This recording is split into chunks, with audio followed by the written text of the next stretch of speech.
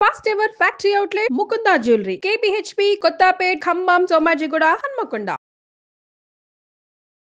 జై శ్రీకృష్ణ. ఆండాల్ తిరువడిగళే శరణం. చూస్తూనే 14వ రోజు, అంటే మొత్తం 30 రోజుల వ్రతం అయితే 15కి ఇంకొక రోజే మిగిలింది. మనకి సగం దాకా వచ్చేసామండి, సగం పూర్తి చేసుకున్నాం వ్రతాన్ని. ఈరోజు 14వ పాసరం. ఈరోజు మరొక గోపికను మేలుకొలుపుతున్నారు. మొత్తం 15వ పాశరం వరకు, 6వ పాశరం నుండి 15వ పాశరం వరకు గోపికలను నిద్ర మేలుకొలుపుతారు. మొత్తం 10 మంది గోపికలు. ఈరోజు నిద్ర లేపబడేటటువంటి గోపిక 9వ గోపిక అనమాట. 9వ పాశరం కాదండి, 9వ గోపిక. స్వామికి ఈవిడంటే భలే ప్రీతినంట. ఇంకా పడుకొని ఉంది.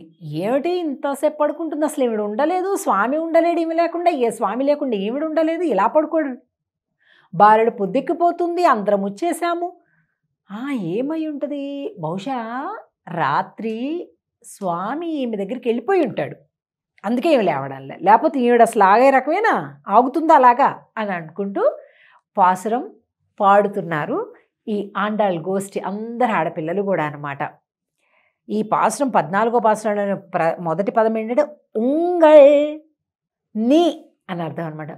ఉంగళ్ పుజై కడై తోటత్తు వావియిల్ செங்கஜுநீர் வாய் நெகிழிந்தாம்பல் வாய் கூம்பினகான் செங்கல் பொடி கூரை வெண்பல் தவத்தவர் தங்கள் திருக்கோயில் செங்கிடுவான் போகின்றார்.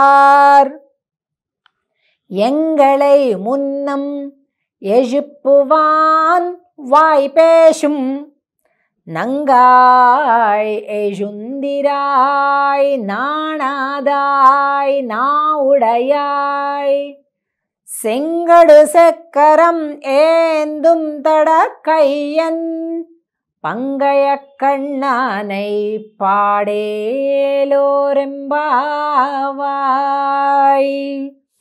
ఉంగళ్ పుజైక్కడే తోటత్తువావిల్. అమ్మా మాకు తెలియదు అనుకుంటున్నావాన్, ఎంగళే మున్న మెజుప్పువాన్ వాయిపేశం. మాకు ఏం చెప్పావు, నిన్నటి రోజు అందరం కలిసినప్పుడు ఏం చెప్పావు, నేనే ముందు అందరినీ నిద్రలేపేస్తాను అని చెప్పావు. కానీ మేమందరం లేవడం రావడం, ఇప్పటికి 8 మంది గోపికలను మేలుకొల్పడం అన్నీ అయిపోయాయి, నువ్వు ఇంకా లేవలేదు. అవునులే, తప్పు నీది కాదు, రాత్రి స్వామి వచ్చాడు, అబ్బా మా నా దగ్గరికి ఏం రాలేదమ్మా. అయ్యయ్యో నాకు తెలియదు అనుకుంటున్నావా. ఉంగళ్ పుజై కడై తోటత్తు వావియిల్. నీ ఇంటికి వెనక పెరటి తోటలో ఒక లోతైనటువంటి ఒక దిగుడు బావి ఉంది కదా, ఆ దిగుడు బావిలో ఎర్ర కలువలు వికసిస్తున్నాయి, నల్ల కలువలు ముకుళించుకుపోతున్నాయి, మాకు తెలియదు అనుకుంటున్నావా అంటున్నారు. ఎంత అసలండి తిరుప్పావై, ఒక్కొక్క పదం అందులో పాసురంలో 8 వాక్యాల్లాగా కనిపిస్తున్నాయి, 8 పాదాలు కనిపిస్తున్నాయి కదా. 8 పాదాలలో కూడా ఒక్క పదం అర్థం చెప్పుకోవడానికే 3-4 గంటలు సరిపోతుందండి. అలాంటిది మనం ఇంత క్లుప్తంగా చెప్పుకుంటున్నామంటే చాలా క్లుప్తంగా, ఎందుకంటే అంతకంటే ఓపికలు మీకు లేవు, చెప్పే మాకు లేదు అన్నట్లుగా అయిపోయింది. అంటే నాకైతే ఇష్టమే అనుకోండి వ్యక్తిగతంగా, కానీ అలాగా మొత్తం అర్థాన్ని అంతంతసేపు డెడికేట్ చేసి వినేంతటి ఓపికలు లేవు. కాబట్టి అందులో తొవ్విన కొద్దీ ఇంకానే వస్తుంటుంది. నేను 3 గంటలు అన్నా కాబట్టి 3 గంటలు అయిపోతుందని కూడా ఉండదు. అందుకని చాలా గంభీరమండి. వేదం నైతికం విత్తాగుం కదండి. వేదముకి విత్తు అంటే విత్తనం చిన్నగా ఉంటుంది, వృక్షం మహా పెద్దగా ఉంటుంది. అలాగా తిరుప్పావై అనేది వేదం, వేదమునకు విత్తనం చిన్నగా ఉంది 30 పాసురాలతోటి. అంటే దాని సారాంశము జీవమంతా ఇందులోనే ఉందన్నమాట. బాగా విశాలమైపోయిన వృక్షం వేదం అన్నమాట, శాఖోపశాఖలుగా ఉంటుందన్నమాట. కాబట్టి ఆండాళ్ తల్లి ఏం చెప్తున్నారు, ఈ రాత్రిపూట పెరటి తోటలో నువ్వు అలా కూర్చొని ఉన్నావు, నువ్వెళ్ళలే, నీకోసం స్వామి వస్తాడు. స్వామి వచ్చి ఏం చేశాడు, వెనక నుంచి వచ్చేసి నీ కళ్ళు మూసేశాడు.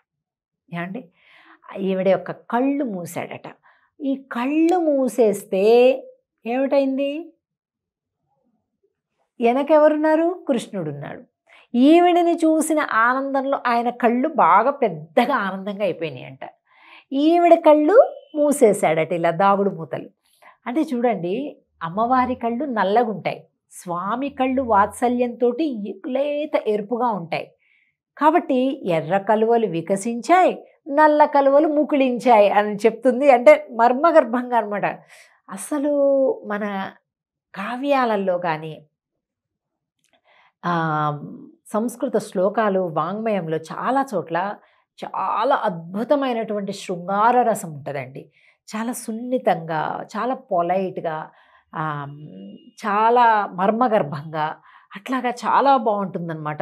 ఈ శృంగారం అనేటటువంటిది కూడా ఒక దివ్యమైనటువంటి దైవత్వంతో పోల్చి చెప్తారనమాట. అంటే అలాంటి భావన ఉంటుందన్నమాట. ఆ పురుషుడికి కానీ ఆ స్త్రీకి కానీ ఆ పురుషుడిని పరమాత్మగా భావించుకుని, అలాగే వీళ్ళు మానవకాంతలుగా భావించుకొని అట్లా ఉన్నప్పటికీ కూడా ఒక దివ్యత్వాన్ని పొందుతారు, దివ్యానందాన్ని పొందుతారు. శారీరకమైనటువంటి ఇంద్రియాలకి సుఖము ఇలాంటి భావాలు ఎక్కడ కూడా ఎక్కువగా కనిపించవండి. ఎక్కువ మనసు కూడా లయించటం అనేటటువంటిదే శృంగారంలోని ప్రధానమైన భావం.